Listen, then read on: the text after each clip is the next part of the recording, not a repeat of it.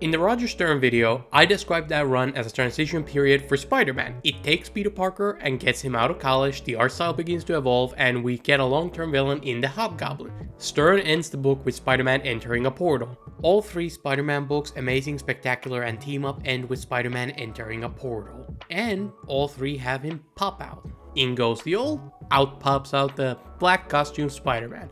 All three books working together is very much a preview to what makes this era different. This portal truly is kind of a perfect metaphor for the entering of the modern era. In this new era, anything goes. Even iconic costumes aren't safe. So, what does this new black costume era look like? How does the writer Tom DeFalco follow up one of the greatest Spider-Man runs of all time? What major changes does this new era bring? The significance of Alien Costume Saga won't be immediately clear to a modern reader. It's one of the reasons I disliked it when I first read it back in the day. Now, Alien Costume Saga is more subtle in its innovations. You need to read previous runs to spot the differences. Luckily, I did just that, so let me explain why I think this run is so important for Spider-Man mythos. Why is this one such a classic? It seems this era Marvel went a little nuts and decided to fully embrace a new identity. This era is all about adulthood. These stories feel more adult. Issues feel more connected than ever before. The characters talk about all the time they wasted in their stupid youth and the regrets you can never fix.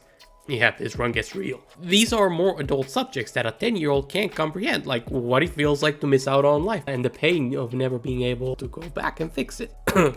Excuse me. Marvel lets go of the idea that Peter Parker has to be a child in some way, so they dump school entirely. This is the first full run without school. Later in this era, Marvel lets Peter Parker get married to MJ, symbolically tying him into the new kind of adult responsibility he's facing. Black costume era is really the era of adult Peter. There are three kinds of adult Peter.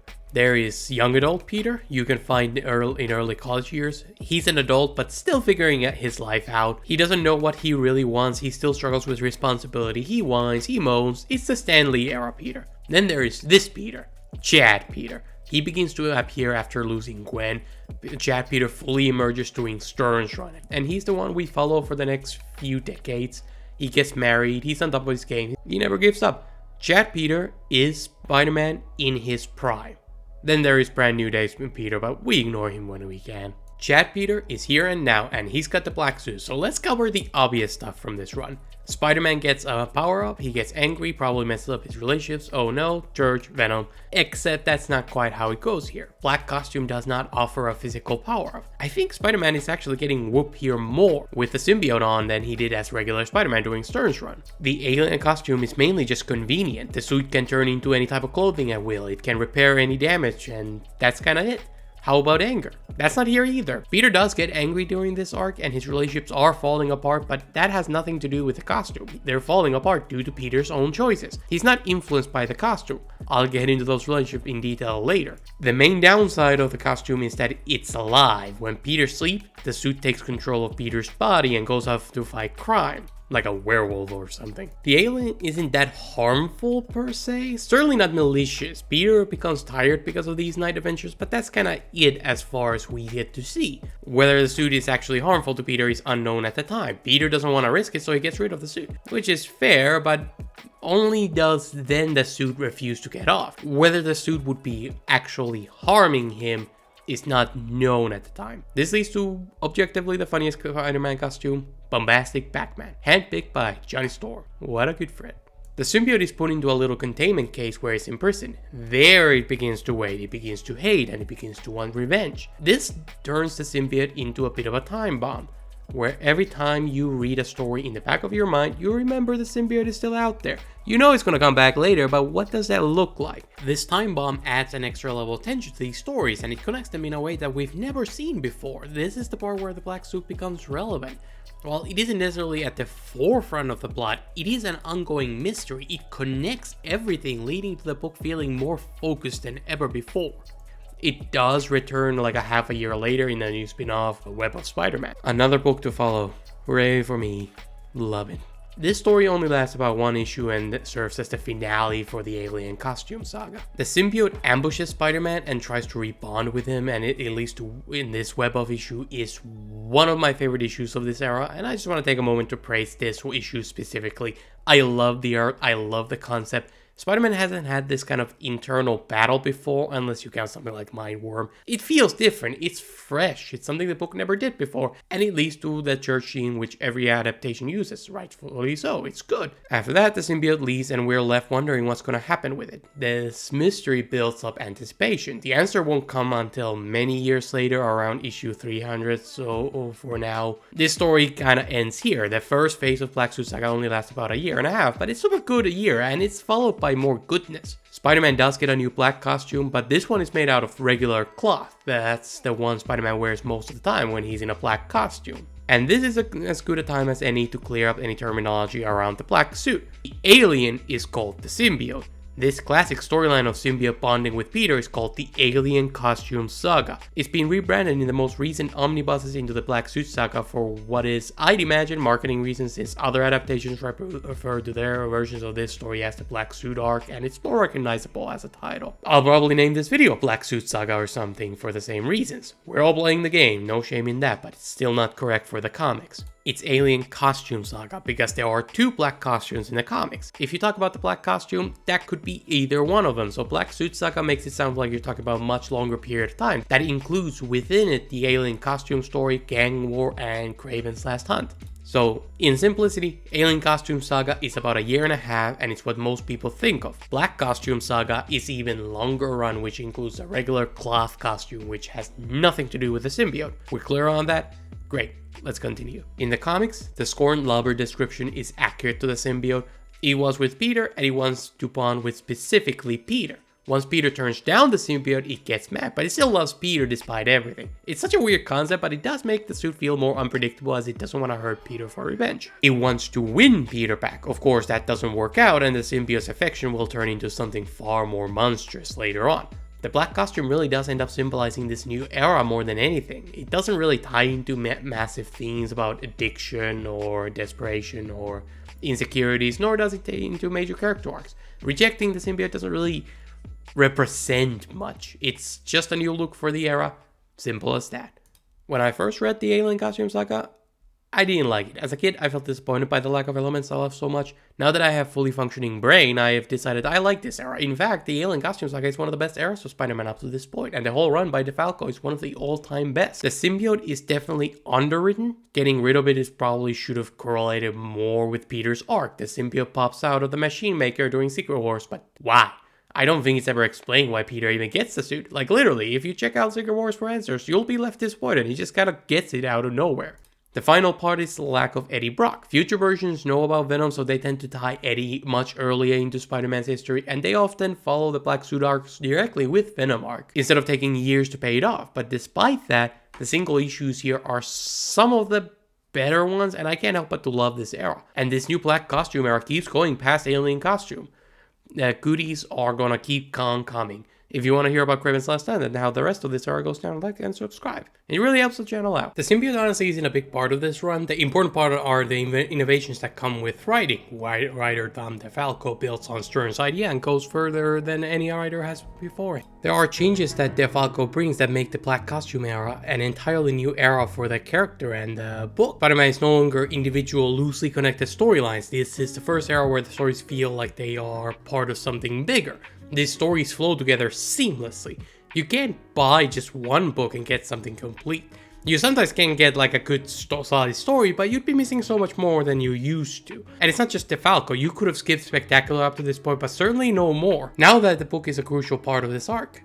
You want the symbiote saga? You gotta read the spin-offs too. This story is covered in 3 to 4 books. There's the main book, The Amazing Spider-Man, which is written by Tom DeFalco and covers Spider-Man's struggles with MJ, Aunt May, Harry, the Rose, and Hobgoblin. Then there's Spectacular Spider-Man, which is headed by Al Milgrom and covers the Black Cat romance, Kingpin, Cloak and Dagger, and Flash. Then there's Marvel Team Up. Now, Team Up isn't as necessary as the other books, but it does have some good stuff in there, like Black Cat being worried about Kingpin. Team Up has Spider-Man preach to Daredevil while doing business with Kingpin.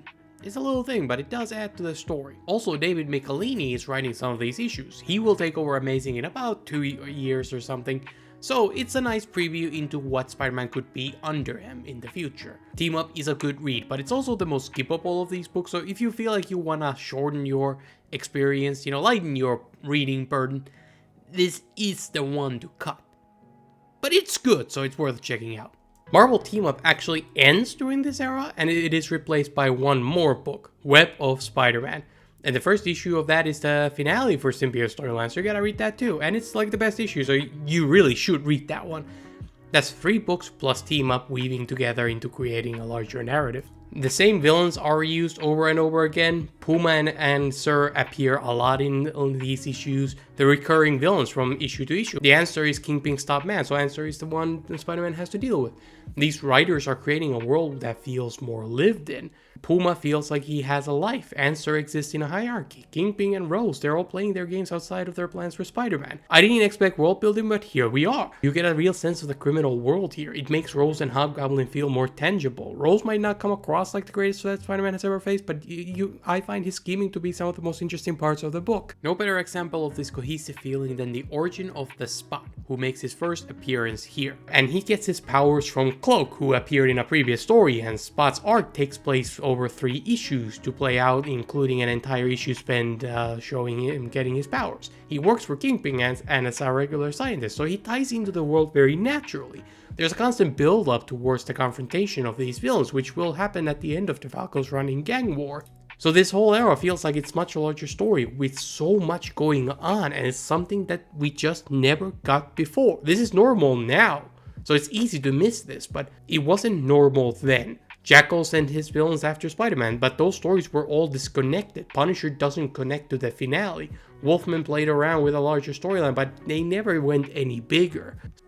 Stern has a smaller version of this at the end of his run, a nice little preview that the Black Suit era takes and fully embraces. Alien Costume Saga even connects to other books. Something happens in Thor and Avengers and it leads to a snowstorm in New York with these cars running around.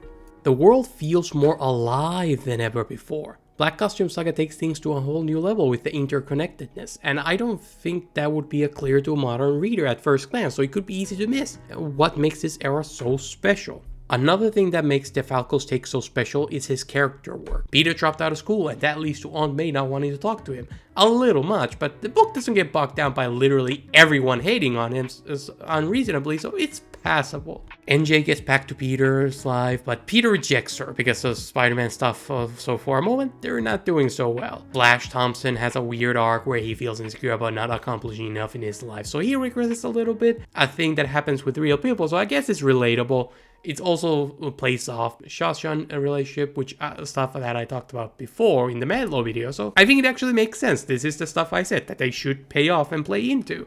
I just think making Flash and Peter have falling out because of a misunderstanding, it's the most annoying way to explore this. Misunderstandings are a cheap way to create conflict, and I don't like it. Flash plays with cheating on Shanshan, and which is really... I don't know, like, just, I don't like it. But it is handled in a way that is relatively believable. Flash wanting to relive his glory days is human. DeFalco and Milgram do a good job of making their characters feel flawed without undoing their previous arcs or jumping into a whole new characterization without showing us the leap. They build on what came before and they show us why things are changing. It sounds basic, but a shocking amount of Spider-Man writers can't do this right. So good on this gang. What this era really gets right is the romantic arcs. These are the most interesting romantic interests we've had in Spider-Man. Spectacular Spider-Man is the spin-off where the first Black Cat romance happened, written and illustrated by Al Milgrom. Since it is part of the Alien Costume Saga, let's look at how the relationship worked out the first time. Cat likes the black costume, of course she does. Then she later gives Spider-Man his black cloth costume. But she does not like it when she finds out the costume is actually alive. It's interesting because that's not how Web of Shadows handled that. Some adaptations make changes to that little piece of characterization. I don't really have a point, it's just interesting. Their Black Cat is actively positive on the alien goo. The relationship is very much reversing roles. Usually the girls are into Peter Parker and not Spider-Man. Black Cat is into Spider-Man and not Peter Parker. Like literally whenever Peter is without a mask, Cat can't even look at him. That's the second subversion. Black Cat knows Peter's secret identity. The third great twist, usually Spider-Man is lying in the relationship. Here Black Cat is the liar. Black Cat has made a deal with Kingpin and doesn't want Spider-Man to find out. She's actively lying to Spider-Man. She's insecure. The moment she sees MJ, she gets mad and starts to talk smack. The other word, I don't know if it's fair, but this version of Black Cat comes across like a bit of an idiot. Like, I don't know. I don't like how dumb she comes across. She reads like an 18-year-old, and it's a bit jarring. I don't know if that's her age, but she genuinely feels like a young adult, if not straight up a teenager. Is it just me? Does anyone feel like this? I don't remember her being this bad, but then again, I was a teenager when I read this, so maybe I just didn't notice. Or maybe it's the later versions of the character that are throwing me off. I was just shocked by the lack of thoughts in her head. She'll show up in front of Aunt May and be shocked when nobody likes that. She'll show up in Peter's apartment at random times with no heads up, leading to issues. She doesn't seem to even understand the concept of a job. She's irresponsible. I do think this is one of the better relationships to read, because there's spectacular issue 98, which is these two talking about their issues. It's nice to see communication between partners. I appreciate it. It's definitely a dysfunctional relationship, doesn't work, it's an awful ship, but it's fun to read. The romance comes to an end by the end of this run, paving the way to the superior love interest, Mary Jane. She's back and she gets to be a character again. You love to see it. She's revealed to have known Peter's identity this entire time, she just pretended not to. This fits quite well into the canon, with a few scenes and lines over the years not making sense, but it's all minor stuff. It's 90% of the way actually works out. It makes MJ the third girl to find out Peter's identity. Deborah Whitman was the first, but she didn't believe it. Black Cat was the second and rejected the identity. Now MJ swoops in and she has to learn responsibility like Peter once did. She accepts his identity and wants to be with him anyway. She's the only girl so far to be okay with all of Peter Parker. She used to be into danger, but here she gets kidnapped at one point and actually charges at Hobgoblin. She's got a fight in her, and that fire has only grown over the years. We're so close to the best girl era. Oh my god, I'm excited. Ron Frenz is the new lead artist for Amazing Spider-Man, and his artwork feels like a modernization of Ditko. I feel like he's intentionally pulling from Ditko. Peter is kind of like skinny again, instead of being as buff as he has been for a lot of his run. Spider-Man suit has more Ditko-looking lines to it. You also get free webs on the mask, which I don't like that looking mask, but it makes his head look kind of overcrowded, but that's something Ditko would do sometimes. Franz's eyes for Spider-Man are reminiscent of Ditko as well. Franz likes to use the 9-grid layout or something similar to Ditko's. Many things are portrayed further away, making them feel a little bit more neutral. You could go closer for more impact, but Franz stays away. Again, it's very old school feeling. I still get everything I need to connect with the story. There's this really good moment where Harry remembers the Green Goblin, and Friends delivers it very well. I don't like how he portrays Hobgoblin though. Romita drew Hobgoblin large and imposing. Romita went up close to really make him dominate a page whenever he appeared. Friends makes Hobgoblin small and kind of insignificant feeling. It makes him feel kind of petty with the theatrics more than anything. Maybe it's intentional since many of the Hobgoblin scenes are from Rose's point of view, so maybe he sees the Hobgoblin this way, but I don't know.